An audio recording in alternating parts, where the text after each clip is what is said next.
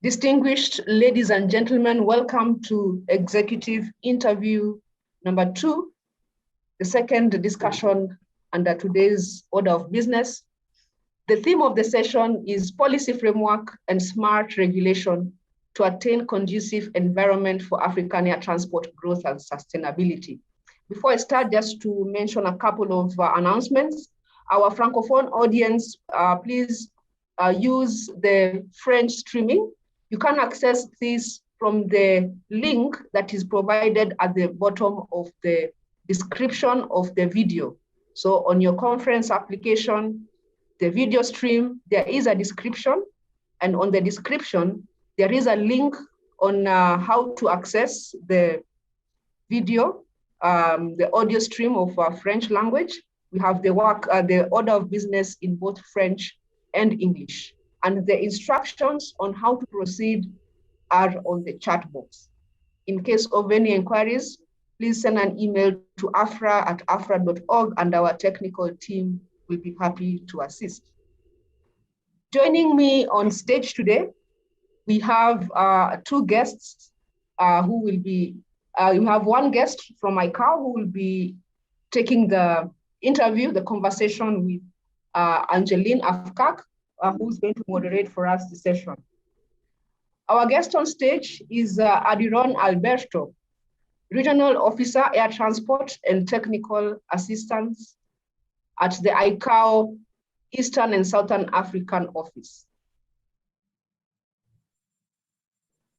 As a civil aviation economist and engineering master's degree holder, Adiron has served as head of research and development division in Angolan Civil Aviation Authority, as the air transport officer in ICAO and AFCAC. He has contributed to several studies and works in civil aviation as the national, regional, continental, and at the continental level. He has published a number of articles in civil aviation. Our moderator is Angeline Simana, the Director, Air Transport at the African Civil Aviation Commission. Ms. Simana is confident that her management experience and academic training as a transport economist will be an invaluable asset to contribute to the execution of AFCAC's mandate as the executing agency of the Yamoussoukro decision across Africa, with AU states joining the single African air transport market. She has seized opportunities in her former capacities in the public sphere to advocate for educational as well as career development of academically gifted Namibians to pursue the training as aviation professionals and hope for opportunities to influence the same at continental level. Angeline, for the next 40 minutes, will have a conversation with our guest on stage, and we will be deriving what are some of the solutions and ideas from ICAO perspective for this policy framework and smart regulation to be in place to attain the conducive environment for African air transport growth. I now hand over to you, Angeline, to lead us through the rest of the discussion. Thank you. Thank you, Maureen, for that kind introduction of both of us. To set the scene, I would start right away by saying that we all know that Africa's share of the global air transport market has been stagnant for almost 3 decades, between 2 and 2.5%. This is perhaps best described by the famous quote that there are decades that nothing happens, and there are weeks where decades happens. Now, we all know that there are challenges, and the challenges the African aviation industry faces are not peculiar to it. It's a global phenomenon. And we have all been experiencing, like the global community, intense competition, high overheads, and narrow profit margins. But we also believe that with COVID's outbreak came a number of opportunities to the external as well as the internal environment is pregnant with those opportunities. Next slide. So let's look then from that perspective at Africa's contribution to jobs. For example, 7.7 million jobs according to the study commissioned by the World Bank or financed by the World Bank, commissioned by the AUC for implementation for Africa, and stakeholders present here, is that this industry contributed 7.7 million jobs or sustained them until 2019 and contributed to almost 63 billion in GDP to African states. Next slide. Let's look at its contribution with respect to intra-African passenger volumes. In 2019, we recorded to be at 31.2 million intra-African passengers were moved in 2019. It accounted for 21% of international traffic to and from Africa. And 10 top countries accounted for almost 52% of that traffic. Next slide. According to the study, also, a total of 222.2 million passenger movements recorded in 2019. Those countries, top 10 countries again contributed 81% of that overall traffic. Then we had 70.3.2 million, roughly 33% of that traffic was domestic. The split 67% was international. The top 3 countries that accounted for 50% of that international traffic are Egypt, Morocco, South Africa. Next slide.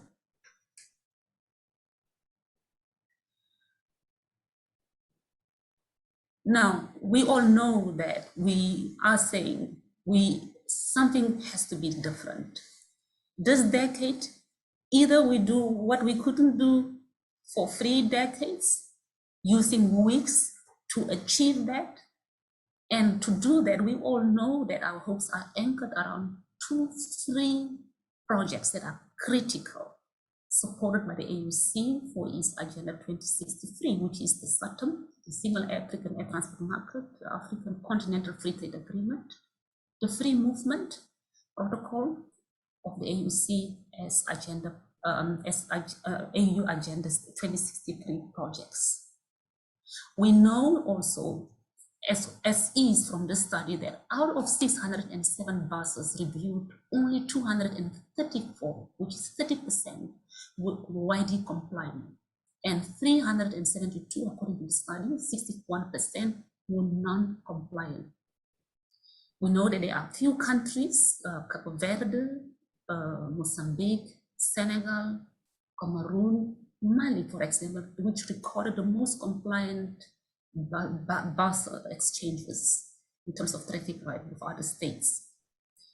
We also know that of the top 10 countries with the highest proportion of widely compliant buses are in the Western African region. Countries with the highest numbers of buses, irrespective of restrictiveness, are South Africa, 51 out of 54 possible buses reviewed by the study team. Kenya, 49%, Ethiopia, 48%, Egypt at 47%, Rwanda, 47%, Morocco, 44%, and Nigeria, 40 buses. Next slide. Next slide. Okay. So in order for us now to contextualize and internalize where are we, what is needed, where do we go off, we have Adrian to share with us insights, his experience, given the backdrop of what I have just highlighted, which is just really a bird's eye view with the number of challenges we have to face in order to create opportunities or to create. I would like to turn to my guest in the studio, Adrian, and ask the following. Next slide.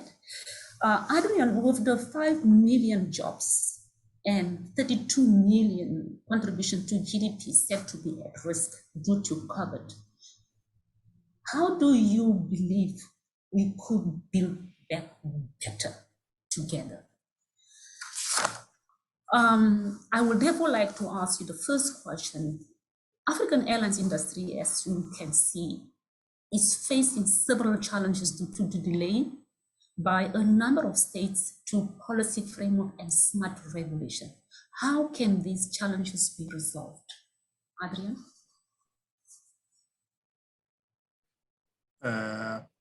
Thank you, Angeline. Good afternoon, good morning, everyone, wherever you are. First, I would like to thank AFRA for bringing us on board during this 23rd AFRA AGA. And this exercise is not the first. This has been an exercise which is repetitive under our cooperation. To respond to the question, I will give my expert perspectives, which will be also the perspective of the regulators as well.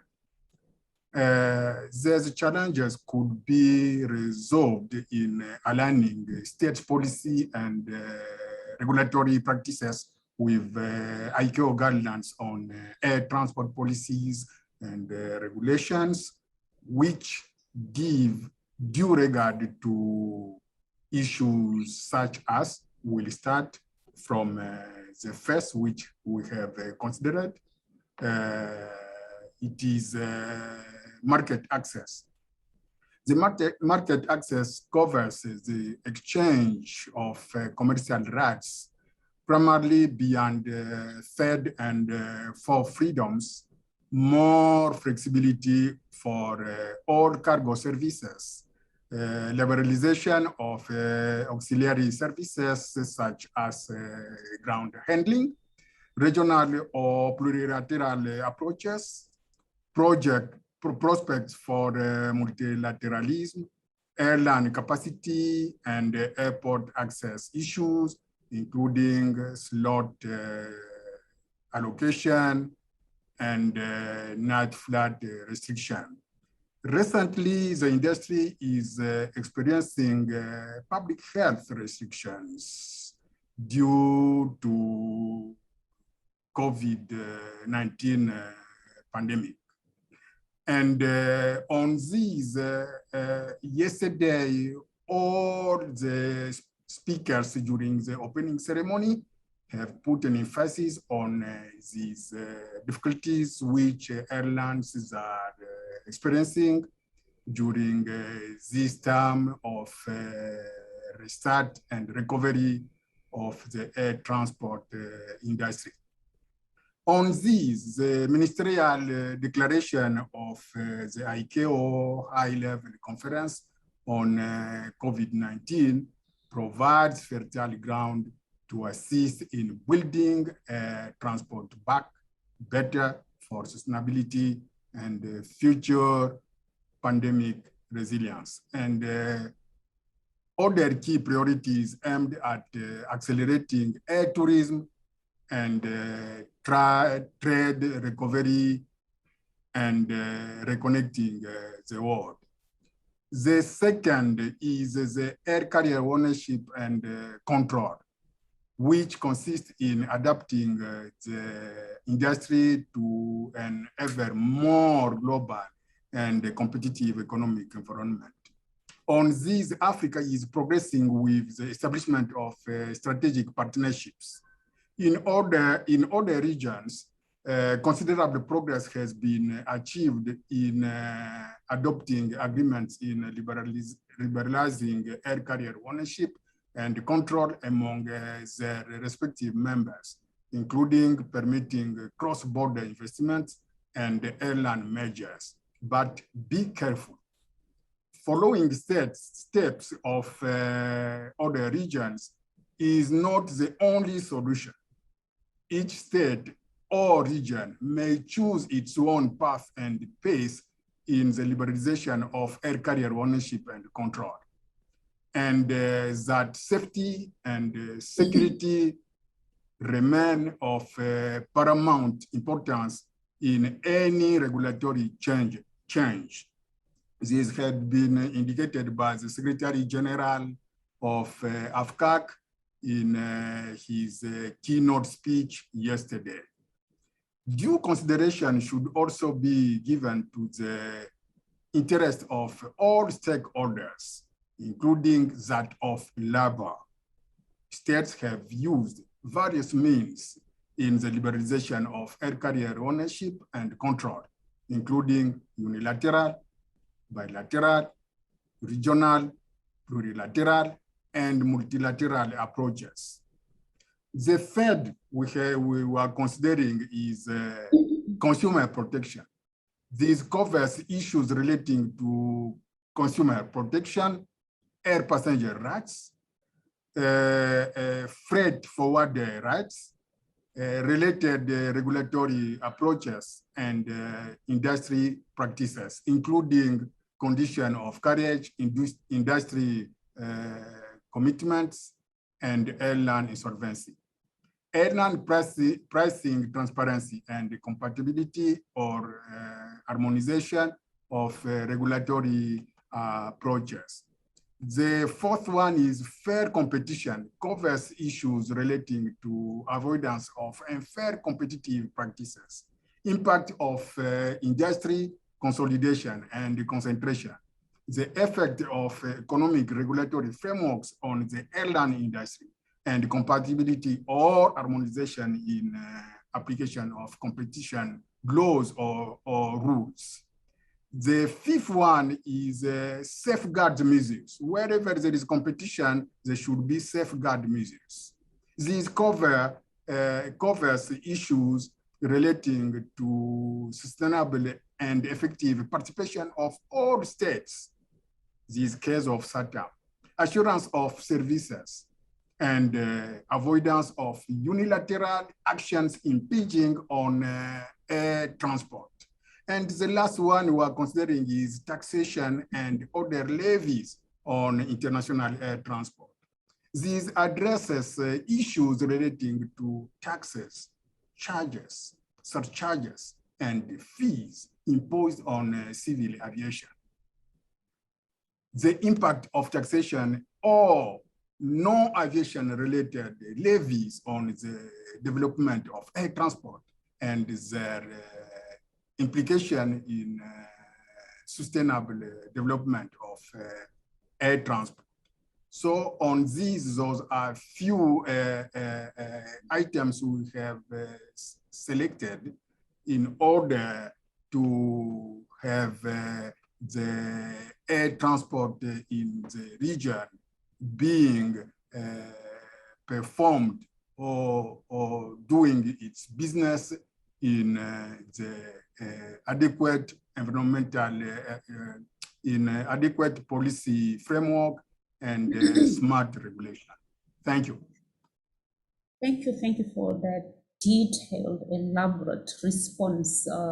Take note of air carrier ownership and control, you say, is critical, market access is critical, and sort of soft issues, consumer protection. Now, would you say ICAO air transport policy and the regulatory framework implemented in Africa is enabling sustainability of the airlines?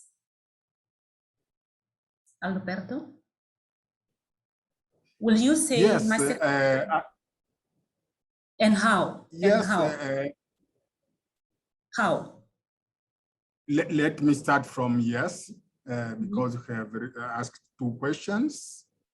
Yes, ICAO policies and guidance on air transport are implemented on the same way as the technical recommended practices. Some countries are implementing effectively in accordance with the reality of the African air transport market. The implementation or implication of ICAO policies and guidance on the economic regulation of international air transport by African states is an effective measure to improve the sustainability of airlines. Therefore, states and relevant international organizations should take a broad, homogeneous, and sustainable approach to air transport and other sectors, policies such as tourism and trade for seamless implementation of indicators of common interest. This has been voiced out yesterday by the CEO of IATA, whereby he included matters related to environment. Now, how, your second question. ICAO air transport policies and regulations guidelines are included in the African Common Civil Aviation Policy and the Yamoussoukro decision regulatory instruments.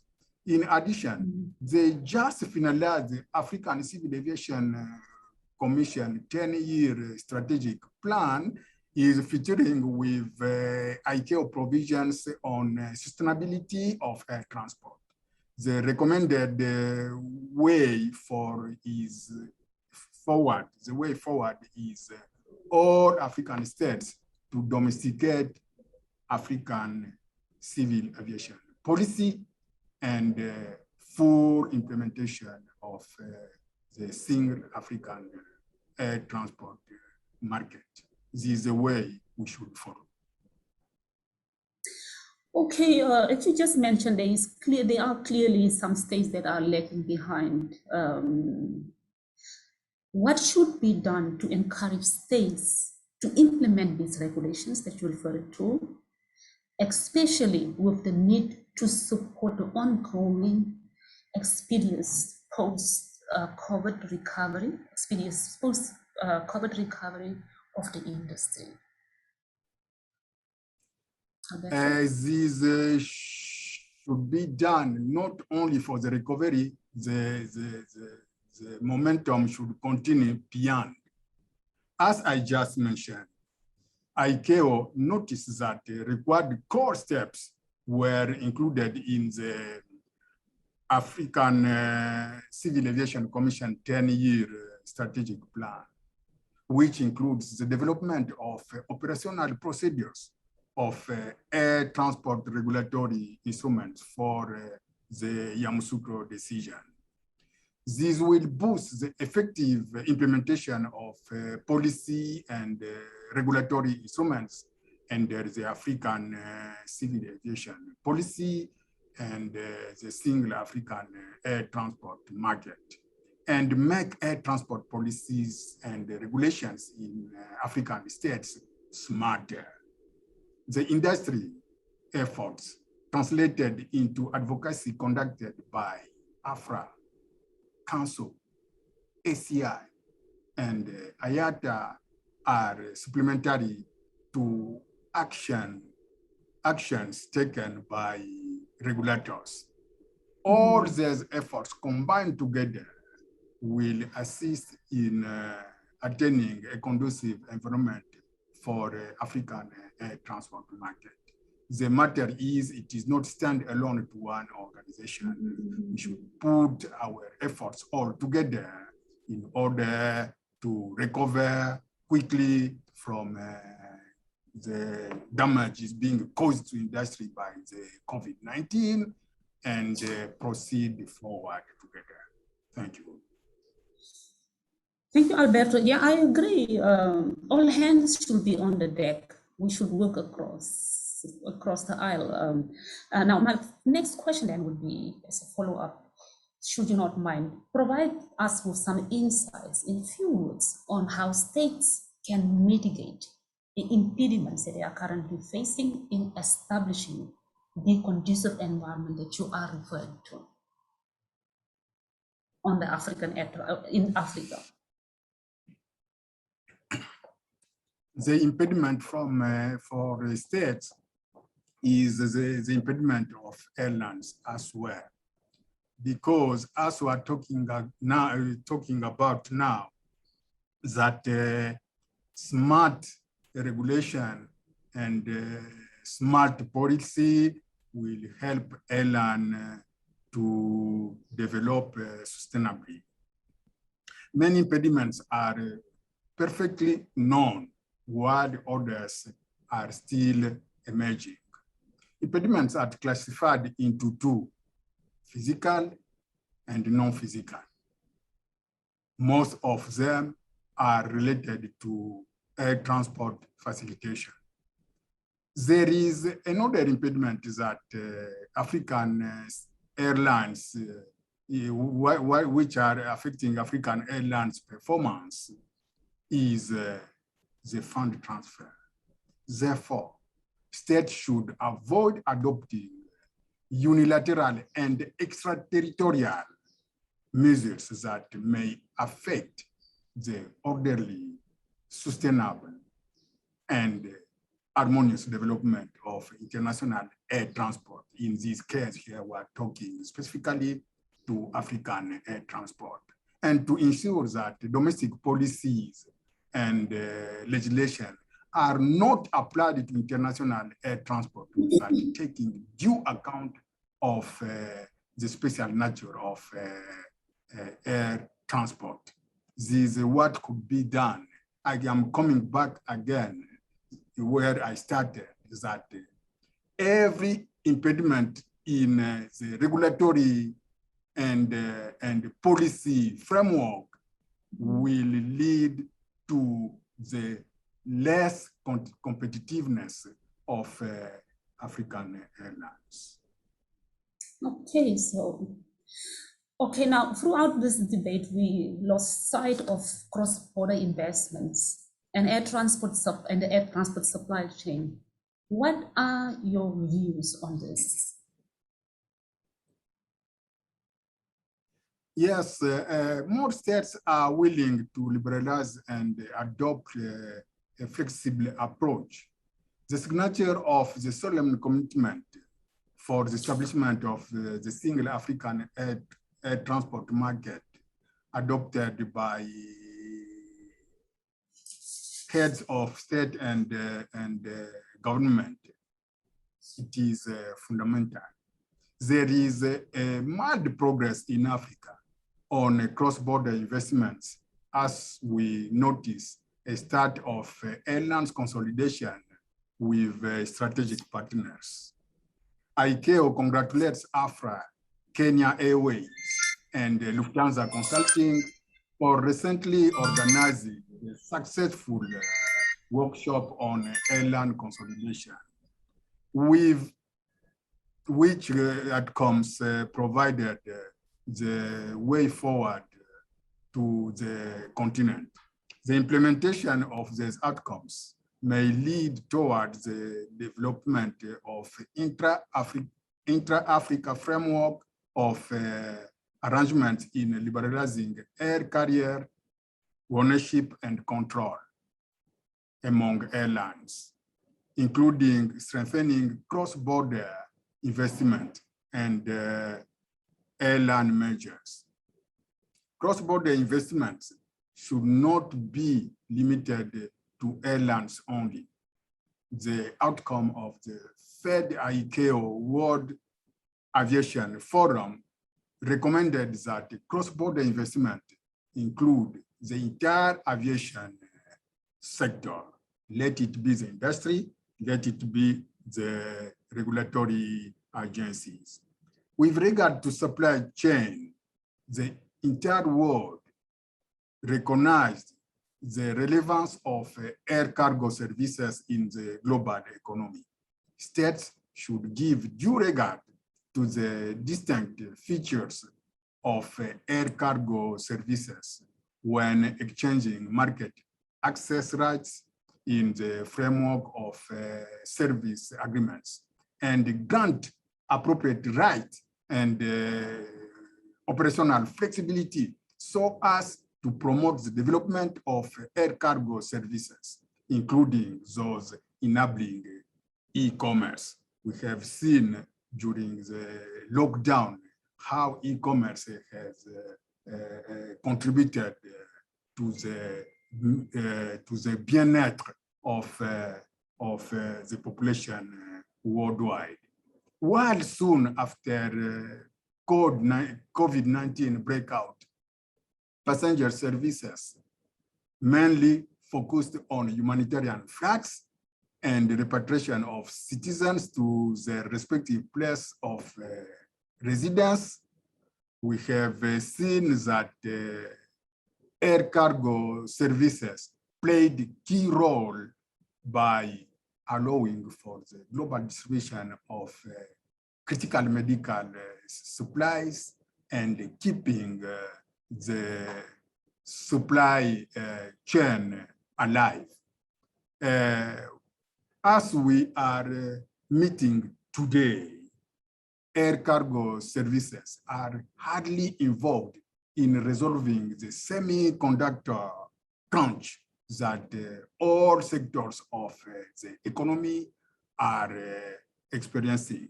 In doing so, when we are negotiating air service agreements, I'm talking about regulators, but it's because our discussion now is focusing on regulators. Yesterday, we had all the day with industry, which expressed its concern and provided solutions in many issues. Today, now in this session, it is the time for regulator how to help industry with smart regulations, with inappropriate policies in order to have all the African air transport industry meet the need of consumers. Thank you.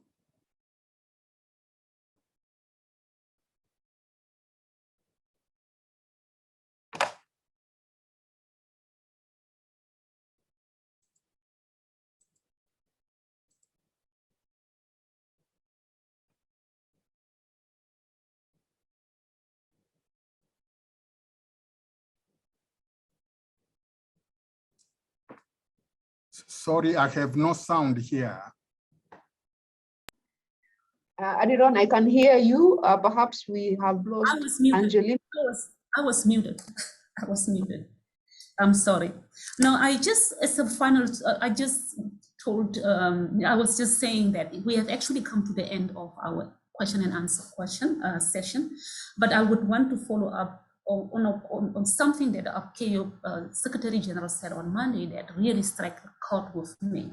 Alberto also said it in the same way that we all have to work across the aisle. Regulators would have to work across the aisle as much as industry and everybody else that is part of the ecosystem would have to work and join hands together. As I referred to, all hands should be on the deck. Alberto, when he said what he said on Monday, he said it with the Secretary General, he said, unless the Minister of Transport and the Minister of Finance, the Minister of Health, the Minister of Agriculture start to understand and see that what aviation can do and will do, and need in order for it to be stimulated, would need all of them, because the benefits are not only accruing to the sector, aviation sector or the transport sector, but really to their sectors. What is your view on that? In terms of how we currently... This has been... Yeah. Go ahead. This has been the concern of ICAO for decades, and also the concern of the industry for decades. But the other sectors, those who have named, they were reluctant to get together and have our regulations be scrutinized, and having matters of common interest be implemented in a seamless way. This has never happened. With the COVID-19 outbreak, now they start to think that the aviation sector was right, because each sector, especially aviation, we have some issues which are affecting the aviation industry, which are not from our jurisdiction. And from the first time that other sectors started understanding that sometime working together, discussing and come up with issues of common interest and put in place a seamless framework for implementation of those things, of those items of common interest are necessary and critical. We are seeing now the few ministers, especially for public health and finance, being started coming to ICAO or to aviation sector in order to find solution to get out from the difficulties or the damage being caused by COVID-19. I think that this collaboration should not end with COVID-19. We should continue doing that and bring other sectors together again, bring them on board in order to contribute to the economy, not only to the economy of civil aviation, but the whole economy in every country or at the regional level. So that what I can say, this concern has been with the aviation sector for decades. Only now we start seeing some ministry getting together, and it's not late. At least we have started something, but this way of doing business should be strengthened and should not be limited only to fight COVID, but it should go beyond. This is what I can say on your question of putting so many sectors together in order to build back better and then continue together. Thank you. Okay. Any parting thought from you, since we have now come to the end of our session? Any parting thought to our guests, to our host, Afra? Yes, with all questions which ICAO has responded today, and the comment you have made yourself, Madam Moderator, the takeaways that ICAO is putting on the table is that to attain a conducive environment of African air transport growth, for the African air transport growth and sustainability through effective policy framework and smart regulation, states should pursue the liberalization of market access and at a pace and in a manner appropriate to needs and circumstances by giving due regard to the interests of all stakeholders, the changing business environment and the development of infrastructure which is required. They should consider the principles pertaining to safeguard measures designed to ensure the sustained and effective participation of all states. In negotiation air service agreements, states' relevance should be given for air cargo services at the same level with air passenger by granting appropriate rights, including those enabling e-commerce, as we have discussed during your questions. States to incorporate the basic principles of fair and equal opportunity to compete, no discrimination, transparency, harmonization, compatibility, and cooperation as embodied in ICAO policies and guidance in national legislation.